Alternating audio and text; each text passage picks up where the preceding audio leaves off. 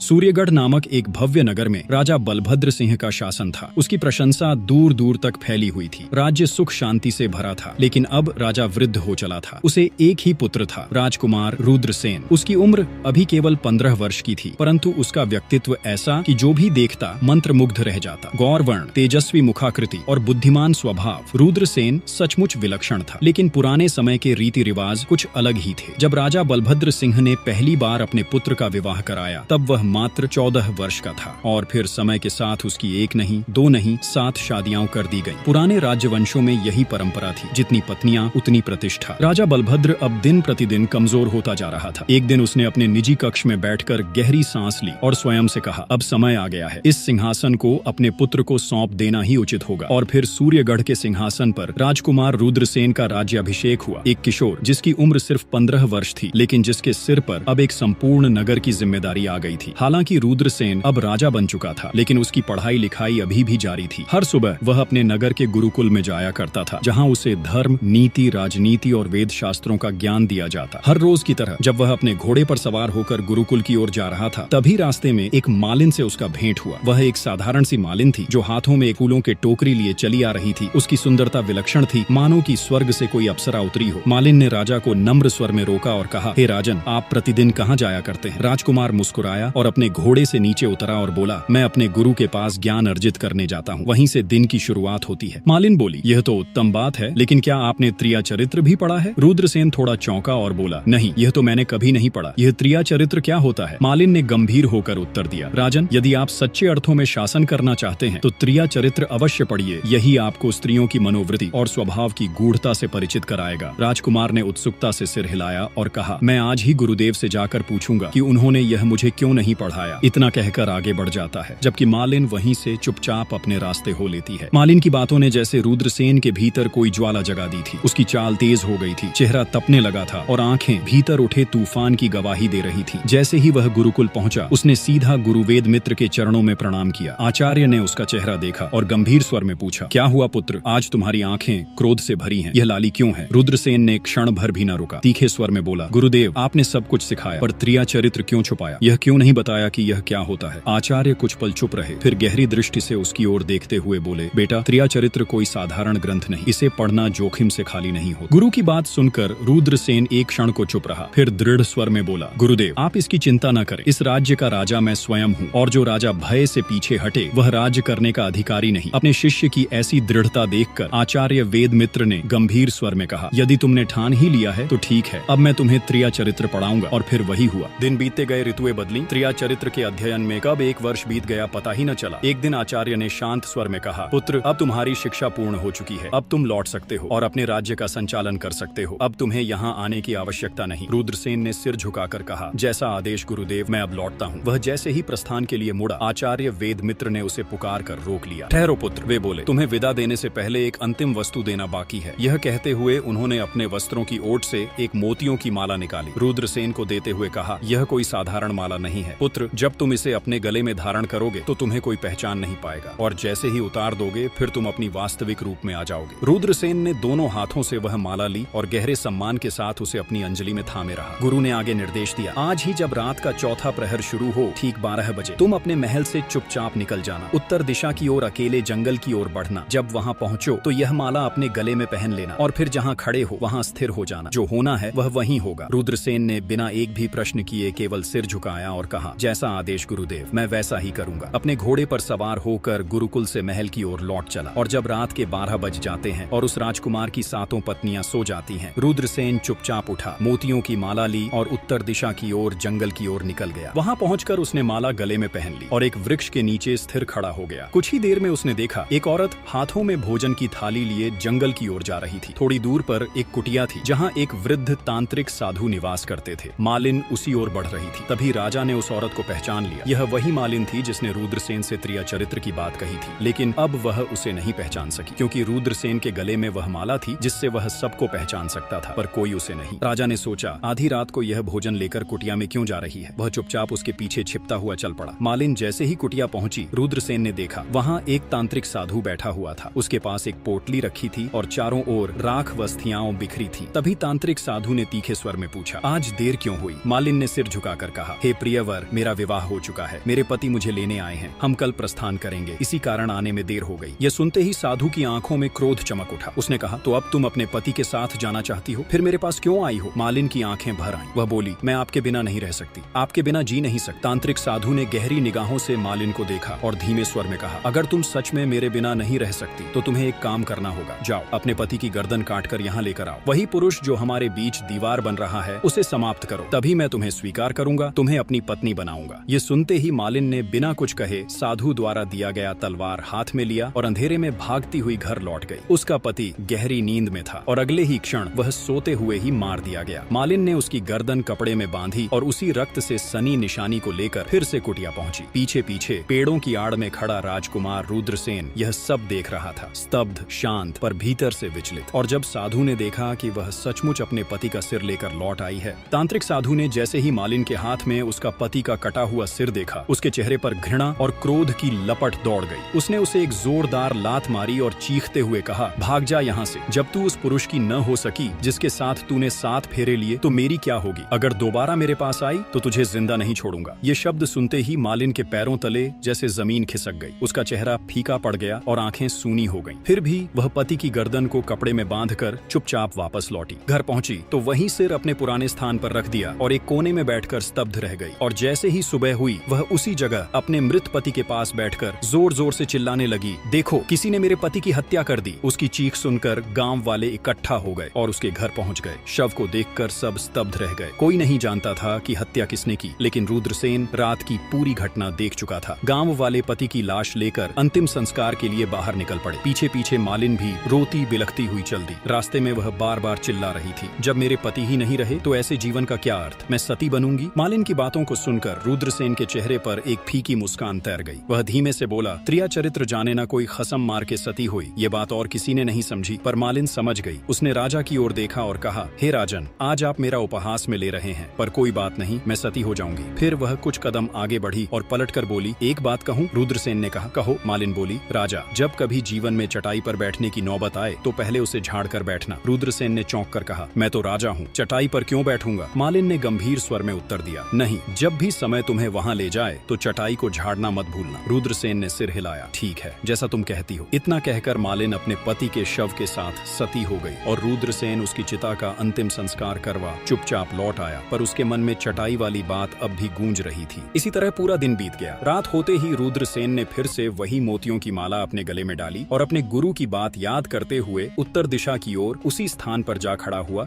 जहाँ पिछली रात खड़ा था। लेकिन इस बार जो दृश्य उसने देखा वह उसे भीतर तक हिला गया। उसकी 7 पत्नियां अपने अपने हाथों में भोजन की थाली लिए उसी तांत्रिक साधु की कुटिया की ओर जा रही थी। ये देखकर रुद्रसेन के पैरों तले जमीन खिसक गई। वह मन ही मन सोचने लगा कि यह सब क्या हो रहा है। तभी उनमें से एक रानी की नजर रुद्रसेन पर पड़ी, पर माला के प्रभाव के कारण वे उसे पहचान नहीं सकी। रानियों में से एक ने धीरे से कहा कि यह लड़का इतनी रात को यहाँ क्यों खड़ा है? फिर वे सब उसकी ओर मुड़ी और उस पराये से लग रहे युवक को पास बुलाकर बोली, कृपया हमारी थोड़ी सहायता कर दीजिए। उनमें से एक रानी बोली, इस सामान को उस कुटिया तक ले चलो। बिना कुछ सोचे समझे रुद्रसेन ने वह थाली अपने हाथों में ले ली और 7 रानियों के पीछे पीछे कुटिया की ओर बढ़ गया। जैसे ही वे सभी उस तांत्रिक साधु की कुटिया में पहुंचे, रुद्रसेन ने मौन रहना ही उचित समझा। वह कुछ भी नहीं बोला, क्योंकि वह देखना चाहता था कि आखिर उनके प्रेम में ऐसी कौन सी कमी रह गई थी जो उसकी 7 रानियां इस साधु के पास आती हैं, और यह साधु कौन सी ऐसी माया रखता है जो रानियां रात के अंधेरे में उसके पास खिंची चली आती हैं। जब 7 रानियां उसे साथ लेकर साधु की कुटिया में पहुंची तो साधु ने उसे देखकर पूछा कि यह कौन है? रानियां बोली, महात्मा जी, यह युवक हमें रास्ते में मिला, इसने हमारी सहायता की थी तो हम इसे अपने साथ ले आए हैं। फिर एक रानी ने कहा कि एक काम करते हैं, इसे आज रात यहीं रहने देते हैं, सुबह होते ही यह चला जाएगा। साधु ने थोड़ी देर सोचा और उनकी बात मान ली। उसने अपने एक शिष्य को बुलाया और कहा कि इस युवक के रुकने की व्यवस्था कर दो। शिष्य राजकुमार को लेकर एक अलग कुटिया के छोटे से कमरे में गया जहाँ जमीन पर एक चटाई बिछी हुई थी। उसने कहा, देखो भाई, आज तुम्हें इसी चटाई पर सोना पड़ेगा। इतना कहकर शिष्य वहाँ से चला गया और दरवाजा बंद कर दिया। राजकुमार उस कमरे में अकेला रह गया। उसने चारों ओर देखा और फिर चटाई की ओर नजर गई। मन में सोचा, आज तो सचमुच चटाई पर सोने की नौबत आ ही गई। फिर खुद से कहा, चलो कोई बात नहीं, एक रात की ही तो बात है। जैसे ही वह चटाई पर बैठने को हुआ, उसे अचानक मालिन की वह बात याद आ गई, जब भी तुम्हें चटाई पर बैठने की नौबत आए तो उसे झाड़ लेना। यह वाक्य उसके कानों में गूंजा और वह ठिठक गया। उसने तुरंत चटाई को उठाकर झाड़ा और जो दृश्य सामने आया उसे देख उसके पैरों तले जमीन खिसक गई। चटाई के नीचे एक भयानक गहरा कुआं था, काला, डरावना और रहस्य से भरा हुआ। रुद्रसेन स्तब्ध रह गया। वह धीरे से आगे बढ़ा और उस कुएं में झांकने लगा। जैसे ही रुद्रसेन ने उस कुएं में झांका, उसका दिल थम सा गया। भीतर अंधकार में बहुत सारे लोग कैद थे, चेहरे मुरझाए हुए, शरीर थके हुए और आंखों में भय के स्थायी निशान। ये सब उसी तांत्रिक साधु द्वारा कैद किए गए थे। तभी उनमें से एक कैदी की निगाह रुद्रसेन पर पड़ी। वह चौंक गया और धीमे स्वर में बोला, राजकुमार, आप यहाँ कैसे? रुद्रसेन ने तुरंत इशारे से चुप रहने को कहा। धीरे बोलो, अगर किसी को पता चल गया तो सब चौपट हो जाएगा। बाकी कैदी भी पहचान गए और एक स्वर में बोले, राजा साहब, आप यहाँ से निकल जाइए। हम तो अब बच नहीं सकते, लेकिन आप बच सकते हैं। अगर आपने जरा भी देर की तो वह तांत्रिक आपको भी कैद कर लेगा। आप भी हमारे जैसे हो जाओगे। उस क्षण रुद्रसेन को ध्यान आया कि कमरे में आते ही उसने अपने गले में पहने हर को निकाल दिया था, यानी अब उसकी पहचान छिपी नहीं थी। और जब रुद्रसेन भागा तो जल्दबाजी में अपने गले का मोतियों का हार पहनना ही भूल गया। अब उसकी पहचान खुल चुकी थी और उसी हाल में वह जंगल से बाहर निकलने लगा। तभी उसकी 7 रानियों ने और उस तांत्रिक साधु ने रुद्रसेन को भागते हुए देख लिया। रानियां घबराकर बोली, ये तो हमारे पति हैं महात्मा जी, अब तो सब भेद खुल जाएगा। इन्होंने हमें देख लिया है, अब क्या होगा? साधु झल्ला उठा और बोला, यहाँ क्या खड़ी हो, जाओ और अपने पति को पकड़ कर लाओ। रानियां दौड़ती हुई रुद्रसेन के पीछे भागी, लेकिन रुद्रसेन अब रुकने वाला नहीं था। वह पूरे वेग से दौड़ता हुआ सीधे अपने महल की ओर भाग गया। पीछे छूटी रानियों के तो जैसे प्राण ही सूख गए। वे हांफती हुई वापस उसी कुटिया में लौट आईं। रानियां घबराकर साधु के सामने हाथ जोड़कर बोली, महाराज, अब तो हमारे पति हमें जीवित नहीं छोड़ेंगे। उन्होंने हमें देख लिया है। अब जब हम महल लौटेंगे तो हमारी जान ले लेंगे। कृपा करिए महात्मा, कोई उपाय बताइए। साधु ने अपनी झोली से एक मुट्ठी जादुई भस्म निकाली और कहा, जब तुम महल पहुंचो तो राजा को बहलाकर उसके माथे पर यह भस्म मल देना। यह भस्म उसे मूर्छित कर देगी और फिर तुम सब मिलकर उसका अंत कर सकती हो। 7 रानियां उसकी बात मान गईं और वह जादुई भस्म लेकर महल लौट आईं। रास्ते में उन्होंने आपस में विचार किया कि राजा सबसे अधिक प्रेम सबसे छोटी रानी से करता है, इसलिए वही सबसे सही मौका पा सकती है। उन्होंने भस्म छोटी रानी को सौंप दी और कहा, यही तुम्हारा काम है, जैसे भी हो राजा के माथे पर यह भस्म लगा देना। छोटी रानी ने सिर झुकाकर कहा, ठीक है, और भस्म की पुड़ियां ले ली। जब 7 रानियां महल पहुंची तो रुद्रसेन पहले से ही क्रोध में भरा खड़ा था। उसने उन्हें देखते ही कहा, ठहरो, पहले यह बताओ कि मेरे राज्य में और मुझ में ऐसी क्या कमी रह गई थी कि तुम आधी रात को उस साधु के पास जाती रही हो? आखिर इसकी वजह क्या है? 7 रानियां हाथ जोड़कर बोली, महाराज, हमें क्षमा कर दीजिए। हमें लगता है कि उस साधु बाबा ने हम पर कोई जादू टोना कर दिया था, तभी हमसे ऐसी भूल हो गई। हम वचन देती हैं कि आगे से ऐसा कभी नहीं होगा। छोटी रानी की ऐसी विनती और आंखों में पश्चाताप देख रुद्रसेन का हृदय पिघल गया। वह उसी से सबसे अधिक प्रेम करता था, इसलिए उसकी बातों को मान लेना आसान हो गया। मन ही मन उसने भी सोचा, शायद सचमुच उस साधु ने ही इन पर कोई मायावी प्रभाव डाला हो। उसने सबको क्षमा कर दिया और कहा, ठीक है, अब तुम अपने अपने कक्षों में चली जाओ। सबसे छोटी रानी, जो रुद्रसेन के हृदय के सबसे निकट थी, उसने स्नेह से उसे भोजन परोसा, अपने हाथों से खिलाया और फिर धीरे से सुला दिया। जब रुद्रसेन गहरी नींद में था तब 6 रानियां चुपचाप उसके कक्ष में आ गईं। सबसे छोटी रानी ने जादुई भस्म निकाली जो वह तांत्रिक साधु ने दिया था और राजा के माथे पर धीरे से मल दी। भस्म के असर से रुद्रसेन झटके से जागा, पर तब तक उसकी शक्ति क्षीण हो चुकी थी। उसके शरीर में पहले जैसी ताकत नहीं रही। 7 रानियां मिलकर उसे पकड़ने लगीं, लेकिन रुद्रसेन ने हार नहीं मानी। अंतिम साहस जुटाकर वह खिड़की से कूदा और अंधेरी रात में दौड़ते हुए अपने गुरु वेदमित्र के आश्रम जा पहुंचा। हांफते हुए गुरु के चरणों में गिर पड़ा और बोला, गुरुदेव, मुझे क्षमा कीजिए, मेरी जान बचाइए, नहीं तो मैं मर जाऊंगा। गुरु ने उसे उठाया और गंभीर स्वर में बोले, बेटा, मैंने पहले ही कहा था, त्रिया चरित्र जानना सरल नहीं, उसमें जान भी जा सकती है। अब तुम उसका परिणाम भोग रहे हो। रुद्रसेन की आंखों में पश्चाताप था। वह कांपते हुए बोला, गुरुदेव, एक बार और माफ कर दीजिए, मुझे बचा लीजिए। रुद्रसेन रोते हुए बोला, नहीं तो मैं मारा जाऊंगा गुरुदेव। मेरी अपनी ही पत्नी ने मेरे माथे पर जादुई भस्म लगा दी है, जिसके असर से मैं ढेर हो गया हूँ। यह सब उस तांत्रिक साधु की साजिश थी। गुरु वेदमित्र ने उसके ललाट को ध्यान से देखा, भस्म की चमक पहचान ली और गंभीर स्वर में बोले, यह वही भस्म है जो उस साधु ने दी थी।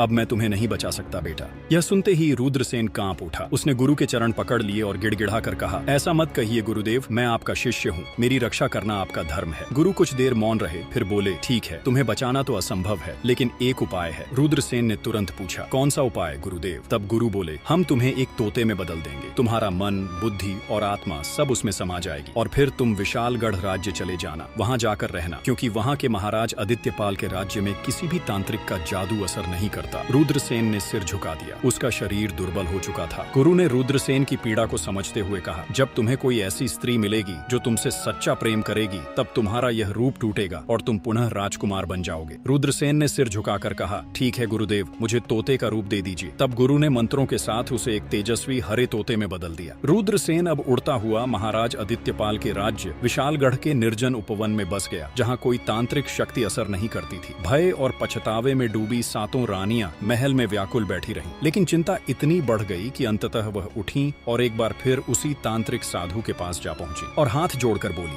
हे स्वामी, वह तो हमारे सामने से ही भाग गया। कृपा करिए, अपनी पोटली खोलिए और बताइए अब वह कहाँ है। साधु ने मंत्र पढ़ा, आंखें मूंद दी और फिर पोटली से दृष्टि जमाई। कुछ क्षणों बाद वह बोला, वह अब तोता बन चुका है और महाराज आदित्यपाल के राज्य विशालगढ़ के निर्जन उपवन में जा छिपा है। लेकिन याद रखना, उस राज्य में मेरा कोई जादू नहीं चलता। रानियां सिहर गईं और बोली, स्वामी अब क्या करें। साधु ने कहा, अब तुम महल जाकर यह ऐलान कर दो, जो भी कोई उस हरे तोते को पकड़ कर लाएगा, उसे इनाम में 1000 सोने के सिक्के दिए जाएंगे। राजमहल में घोषणा होते ही विशालगढ़ के जितने भी बहेलिये थे, वे सभी उस हरे तोते की तलाश में चारों ओर फैल गए। जो भी कोई तोता पकड़ कर लाता, वह उसे रानियों के पास ले आता और इनाम में 1000 सोने के सिक्के लेकर चला जाता। 7 रानियां उस निर्दोष तोते को वहीं मार डालती। एक के बाद एक न जाने कितने तोते उनके शिकार हो गए। इसी तरह धीरे धीरे बहुत समय बीत गया। उधर जो रुद्रसेन अब तोते का रूप लेकर उपवन में छिपा था, वह अन्य सभी तोतों को सुंदर और ज्ञान की बातें सुनाया करता। उसका विवेक, उसकी वाणी और सोच सुनकर सारे तोते प्रभावित हो उठे। उन्हें लगा कि यह कोई साधारण पक्षी नहीं है। सभी तोते मिलकर उसे अपना राजा बना लेते हैं और अब रुद्रसेन पक्षियों का राजा बनकर वहीं छिपा जीवन बिताने लगता है। लेकिन एक दिन एक बहेलिया तोता